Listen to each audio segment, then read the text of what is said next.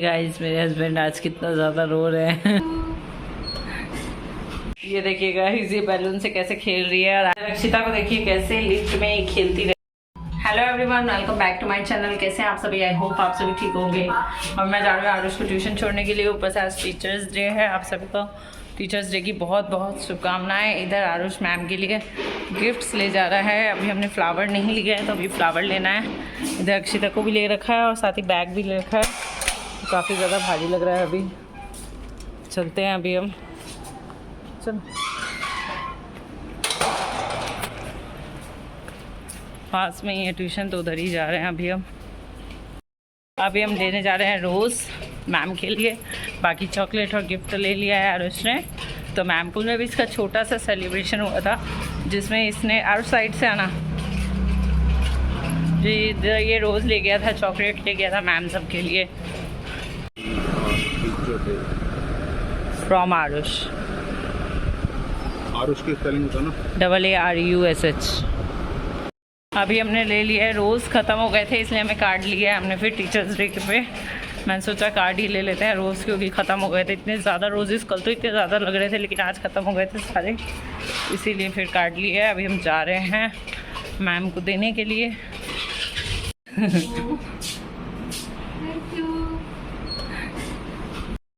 Ma'am को दे दिया आरुष ने गिफ्ट। अब मैं जा रही हूँ घर, क्योंकि पूरा घर बुरी तरीके से फैला हुआ है। राशन का सामान भी आया हुआ है तो वो भी रखा हुआ है, तो वो भी नहीं रखा है मैंने अभी अरेंज करके।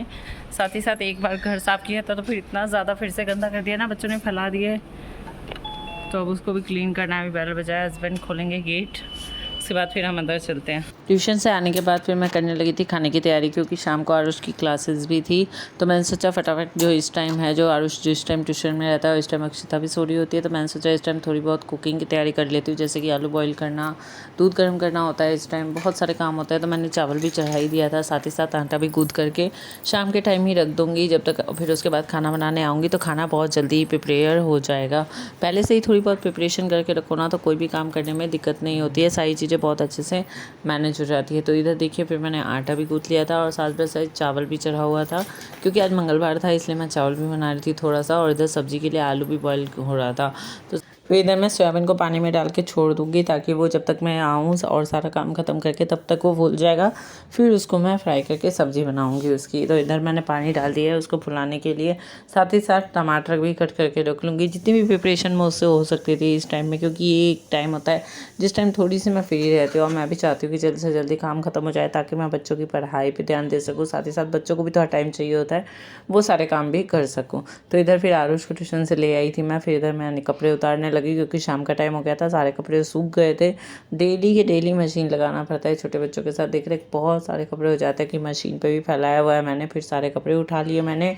उसके बाद फिर शाम का टाइम हो गया तो मैंने बच्चों के लिए दूध भी बॉईल किया। फिर इधर चाय बनाने लगी मैं, क्योंकि हस्बैंड को चाय पीना था और फिर शाम का चाय का टाइम भी हो चुका था।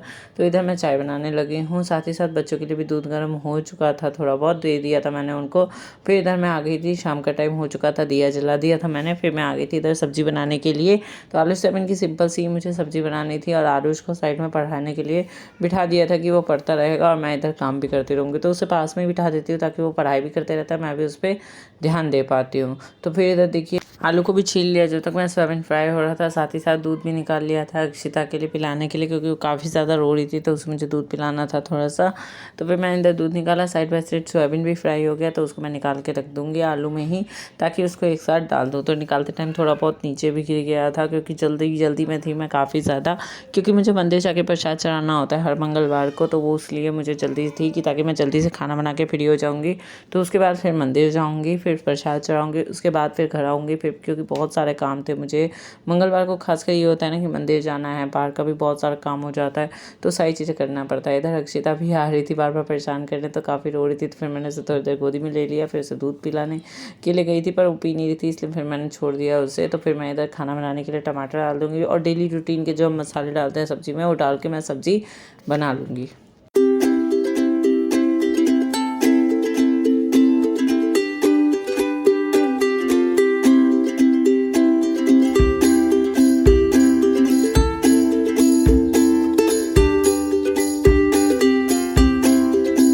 इधर इधर मसाला फ्राई हो गया था तो मैंने आलू और सोयाबीन दोनों को डाल करके थोड़ा सा फ्राई कर दूँगी और साथ में दूसरे गैस पर रख दूँगी ताकि मैं रोटी बना सकूँ।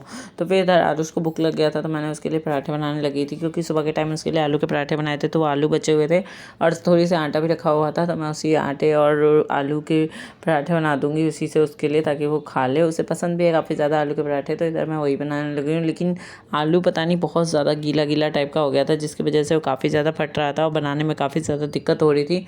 लेकिन फिर भी किसी तरीके से 2-3-4 ही पराठे बनाए थे मैंने, ज़्यादा पराठे नहीं बनाए थे। तो इसी टाइम मैं रोटी भी बना करके रख दूँगी साथ ही साथ, क्योंकि आटा तो पहले ही गूँथ के रखा हुआ था। इधर आरुष को मैं पढ़ाई कर रही थी तो उसको कुछ नहीं समझ आ रहा था, तो मैं उसे समझा रही थी। वो किचन में ही आ गया था पूछने के लिए। तो कभी यही होता है कि मैं बच्चों के साथ बोलते रहना पड़ता है। इधर भी मैं काम कर रही हूँ तो उसे गाइडेंस देती जा रही हूँ, क्योंकि एकदम प्रॉपर टाइम जो होता है ना, वो मैं अक्षिता जब तक नहीं हुई थी तब तक मैं उसके साथ प्रॉपर बैठ के प्रॉपर 2 घंटे बैठ पाती थी।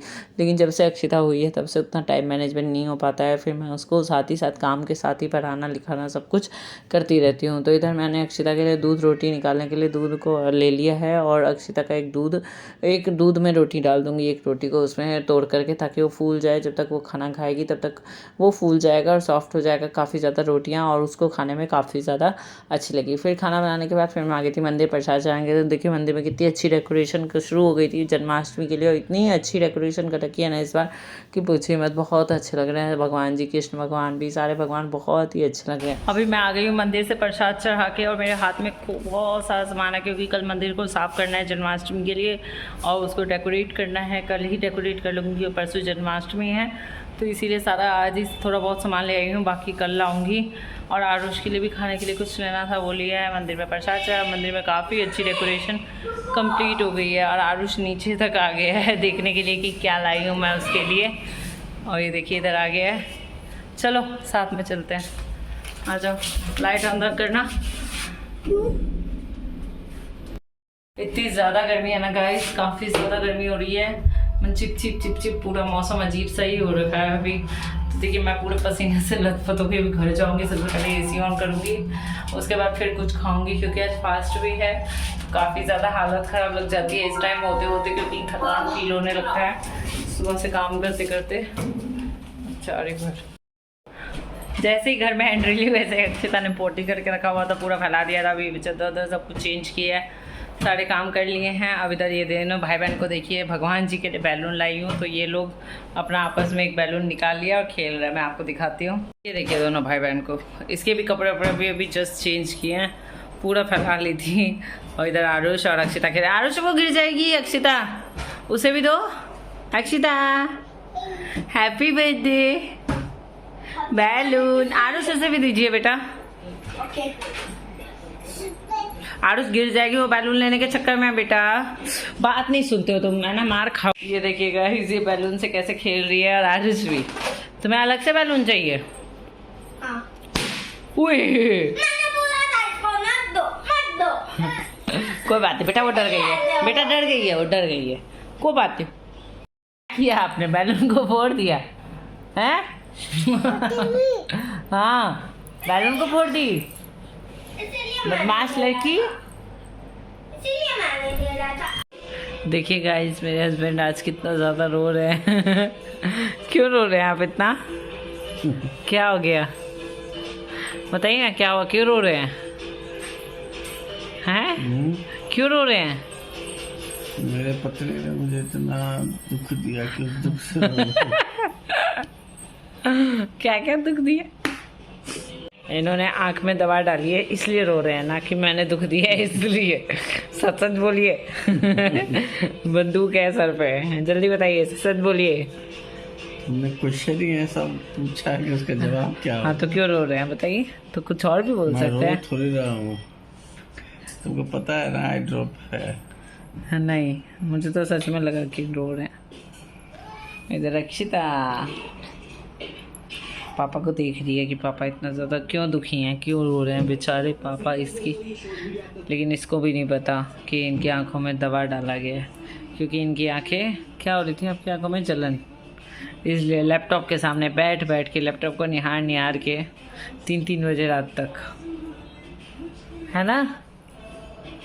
ये है नेक्स्ट डे का वीडियो, जब मैं राशन का सामान जो था उसे रिफ़िल करने लगी थी, सारे सामान को भरने लगी थी, सारी अपनी जगह पे रखने लगी थी। तो मैंने सारे डब्बे को पहले क्लीन करके एक जगह इकट्ठे करके रख दिया था मैंने, फिर सारे सामान को उसके अंदर रखने लगी थी, उस डब्बों को पोंछ दिया था मैंने फिर अच्छे से।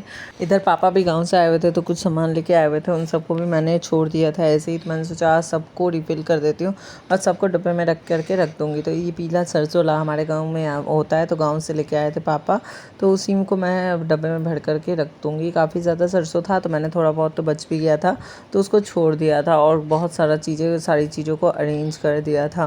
मंथली ग्रोसरी जब भी आती है ना तो बहुत काम बढ़ जाता है, सारे डब्बों को क्लीन करो, फिर सबको उसकी जगह पे रखो, फिर सारे सामान को फिल करके एक एक जगह पे उसको सही से ऑर्गेनाइज करके रखना होता है।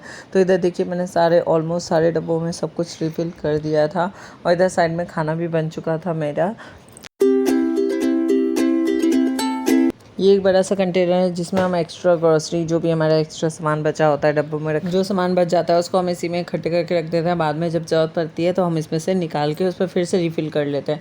तो चलिए इसी के साथ मैं वीडियो का एंड करती हूँ। अगर आपको मेरा वीडियो पसंद आए तो लाइक शेयर एंड सब्सक्राइब करना बिल्कुल भी मत भूलिएगा।